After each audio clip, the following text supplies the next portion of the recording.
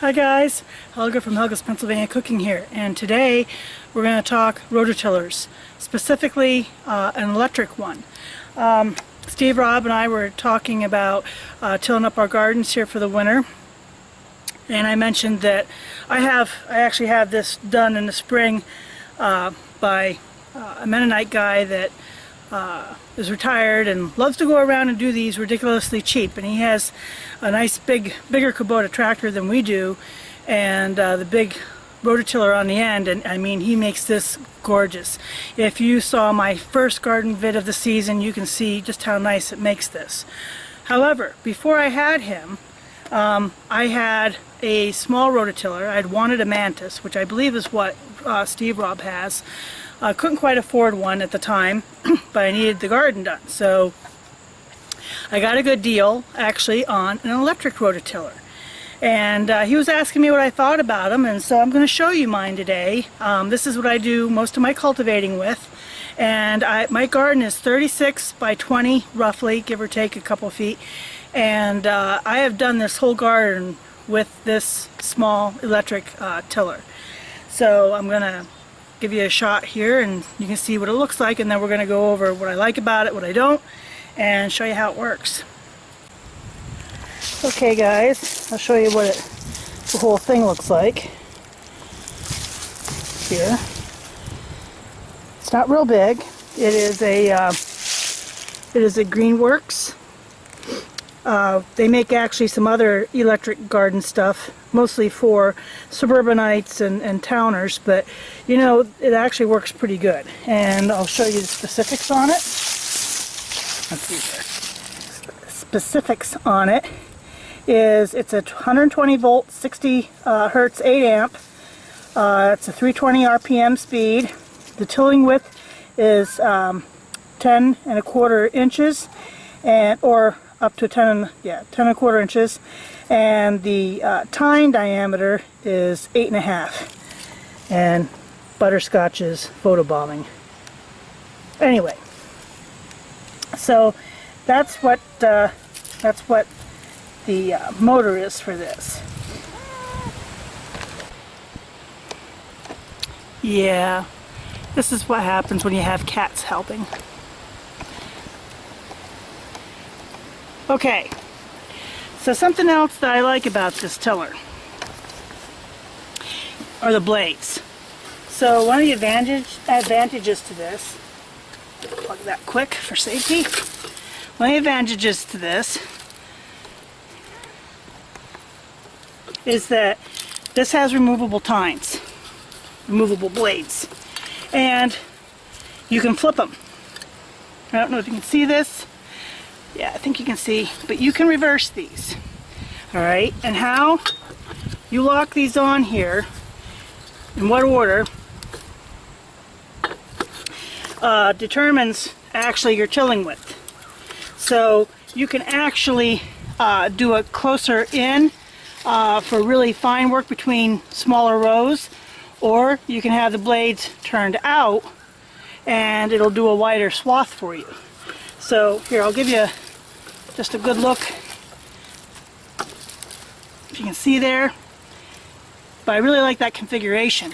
The other nice thing about that is if you get viney stuff caught in here or whatever, it's easy to take these blades off and pull the stuff off and clean it up, which I really like because I get quite a bit of that in here at times.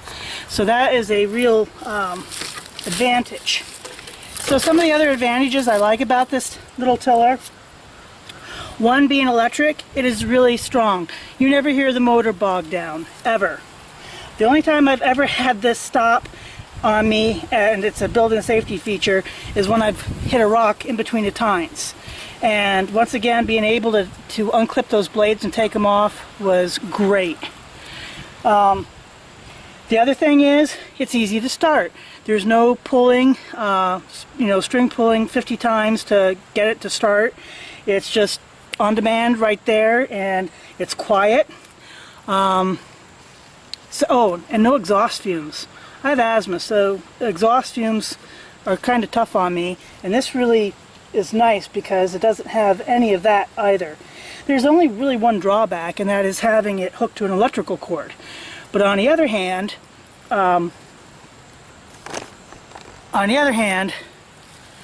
my garden is pretty close to an electrical source, so I don't mind this. You just got to keep it looped over your shoulder, as you'll see when I do here, and that's about it. I like everything else about this. Another advantage is you don't have to worry about mixing fuel. So you don't have to keep a can on hand. I actually do have another little cultivating tiller. It's a little Ryobi. My nephew picked it up in a trade used, and I paid him a couple bucks for it. And I use that's even smaller than this. It is really tiny, and I use that actually at the house for my little bed there. So I went over, no exhaust fumes. It's quieter. It's strong. I mean, it is tough. It's done this whole garden. Like I said, that's like 36 by 20. No fuel mix to have on hand or run out. Just got to have electric. No pull to start. And it's pretty clean. It's easy to clean up and store. I really like it. It's pretty lightweight too. The only negative, the cord. So if you can deal with that, I think this is a great alternative. I was really skeptical about these to begin with. I thought they'd be chintzy or whatever, but I gotta say, I've had this now probably about 4 years, maybe even 5 years. But it works just as good now as it did the day I got it, so I'm pretty pleased with it. So I'm gonna show you, show you here quick how it works, and you can see for yourself. So you just plug it in like this. I take the cord up around my head, the neck. So you don't want to run over the cord. That's bad. Hold the button in.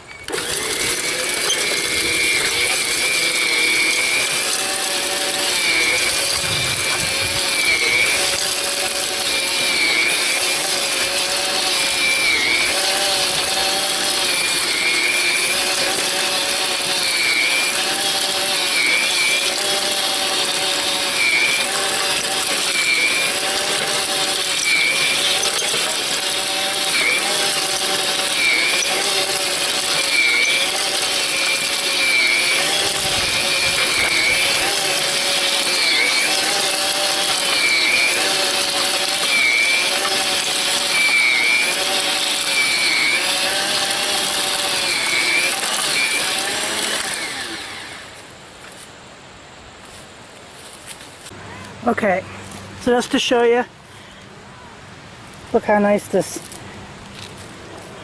came up. Does a really nice job. And I have a lot of rocks in my garden, so you know I'm really pleased with how this does. I had to wait a couple days because it rained again, but we said about how easy this is.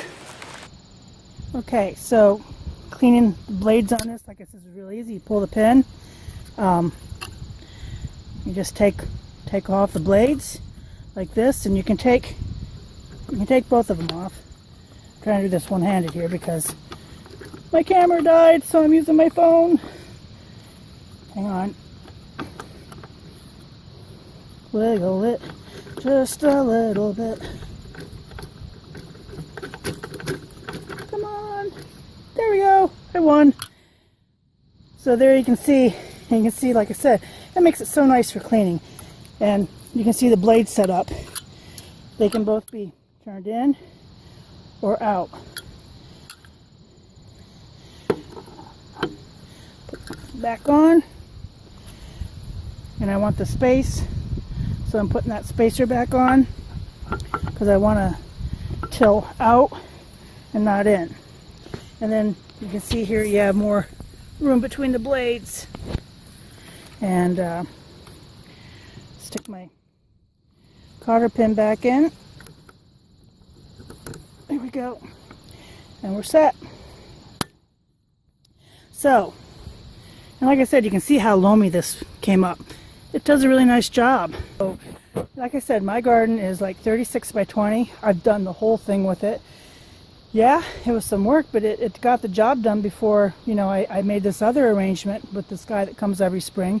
And the reason I didn't get a big full tiller, guys, is because it would take me 16 years to justify, 16 years to justify getting one of those big tillers for what I pay him. He puts me on a list. He comes every spring, sends me the bill. It's done. I don't have to worry about the time issue, and I never have enough time. So, but this works great for all the other stuff. So, you can see the rest of my garden. It's an epic mess. There's some squash blossoms. They won't be around after tonight. I have some celery here. I'm going to pick that because after tonight they're calling for their first real hard frost. We had weather go through last night with some storms and brought in a cold front, and I'll pick the last of my peppers, and then I'll let the horses and the goats in here. Oh, there's another one. To do their thing, because they can take care of this garden patch like you wouldn't believe. There's a story about that, in fact. I'll share that one of my other times. But that'll get this all eaten up and beaten down, and then I can really go to work in it and have it ready for next year. So that is my GreenWorks electric tiller. Like I said, I'm really happy with it. The only drawback is the cord. I love everything else. It's really strong. It does a really nice job, and it's easy to store. You don't have to remember to have gas or fuel mix in it, and I think that's nice because you know how that can go bad over the winter and it's icky, and it's just less maintenance. I've had to do nothing to this. I clean it up, I clean the blades, and I store it away, and that's it.